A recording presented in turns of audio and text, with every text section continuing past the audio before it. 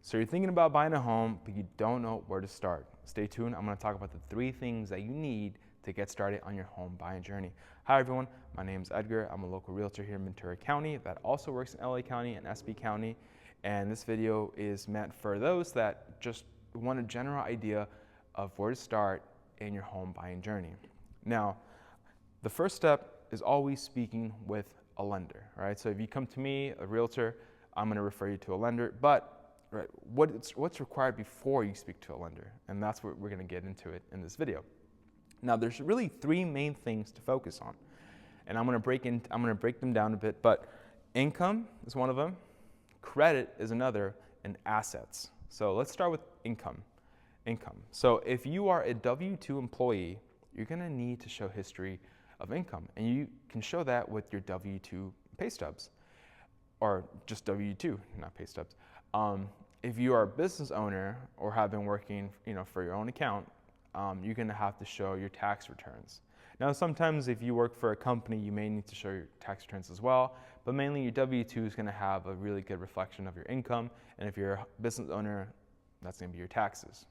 Now, most lenders are going to ask for the last 2 years of your taxes or W-2s. Now, there are some exceptions to that, but just have that in mind. Be prepared to provide 2 years of income history. Now, that's the first step, having income and documenting it.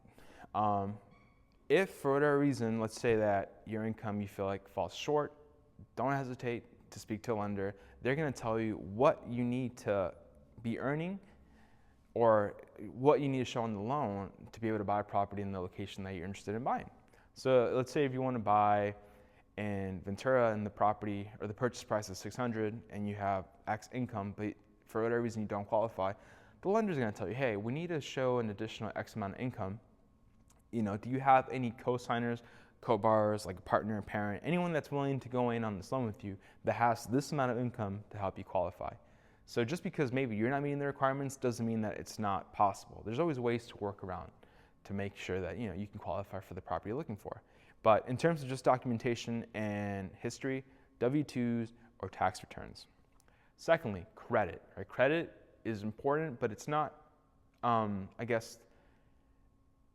it's not as strict as people think it is. And when I say that, I mean that to qualify for an FHA loan, you need a minimum credit score of 580.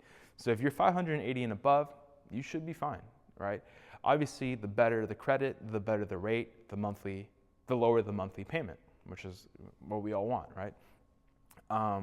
So just because it's not feasible today, or maybe your credit isn't where you want it to be, doesn't mean you're going to be disqualified for a loan. If buying a home is something pressing or important, or maybe your lease is up, or you have to do this sooner, don't feel that having a low 600 credit score is going to disqualify you. Speak to a lender. They're going to be able to tell you for sure what programs are available based on your credit score. And again, the better the credit score, the better the rate, which means a lower monthly payment. But yeah, it's not as strict as you think. 580 plus for FHA, 620 plus for conventional. And there's always some weird outliers, some weird exceptions. So again, don't feel that you need to have 800 plus credit score to qualify. 580 plus is enough.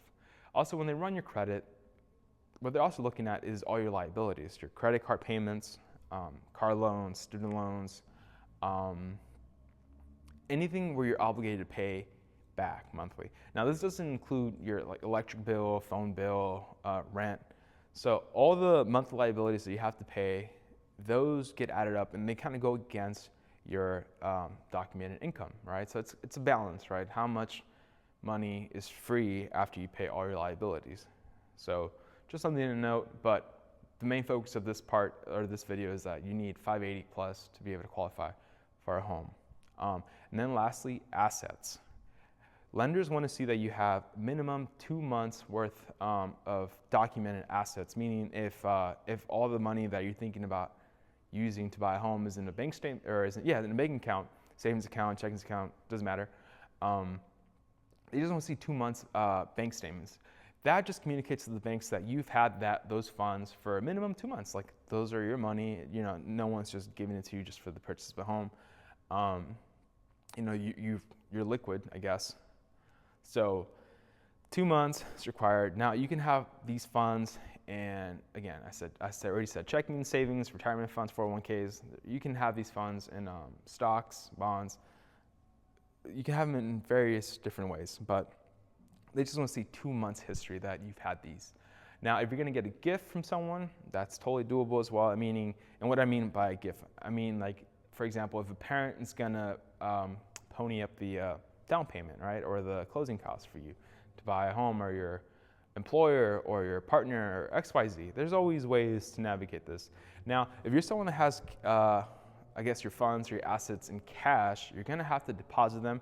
Now, before you go and run to the bank and put all that money in, talk to your lender. They're going to be able to better guide you as to how to deposit those funds to make sure it doesn't impact the loan, and to also make sure it doesn't raise any red flags with the bank. So, something to consider. So those are the 3 things to start with. Again, income, credit, and assets. Once you have those 3 things, or you have the ability to get to those 3 things, the next step is to speak with the lender. That lender is going to be able to tell you what your purchasing power is currently, right, based on these 3 things. And if for whatever reason you're not where you want to be, meaning you're not qualifying for the homes you're interested in buying, don't let that discourage you.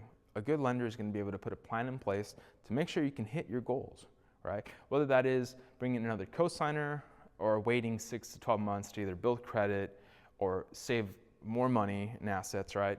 So just because you don't qualify today doesn't mean you won't be qualifying 6 and 12 months down the line to buy the property that you want. So there you have it. Those are the first 3 things you need to get started on your home buying journey. So those 3 factors, talking to a lender. Once all that's set, you get what's called a pre-qualifying or a pre-approval letter, meaning the lender reviewed your documents, did their underwriting, and said, hey, based on these facts, you can qualify for X amount. So yeah, and then once you have that, you go and work with the realtor, hopefully me, and you go out shopping, right, based on your price range. So those are the first steps. Now, I guess to end the video, if for whatever reason those 3 aspects may be of a challenge, and for example, I'll give you some examples because I love examples.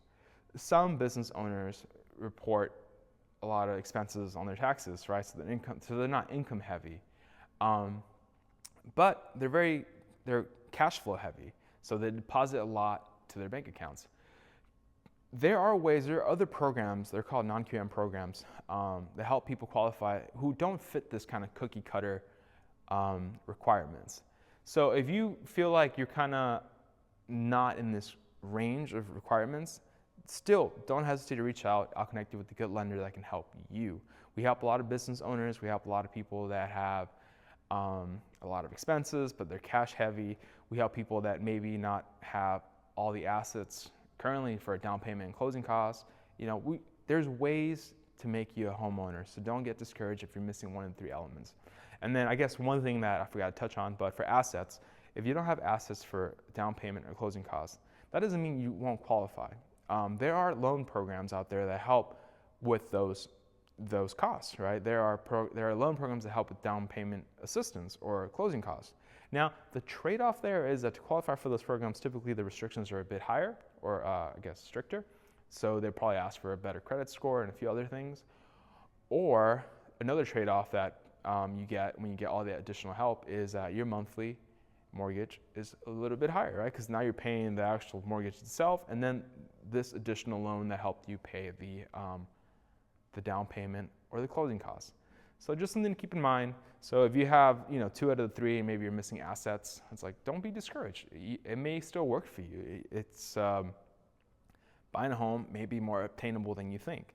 So if this is something that you're interested in starting or just researching, reach out to me. I'll connect you with a great lender, and yeah, we'll get you started. And I like to remind everybody, even if you don't qualify today, that does not mean you won't be ready to buy in 6 or 12 months, right? It's all about putting a plan in place to make you home ready when the time's right. Thank you.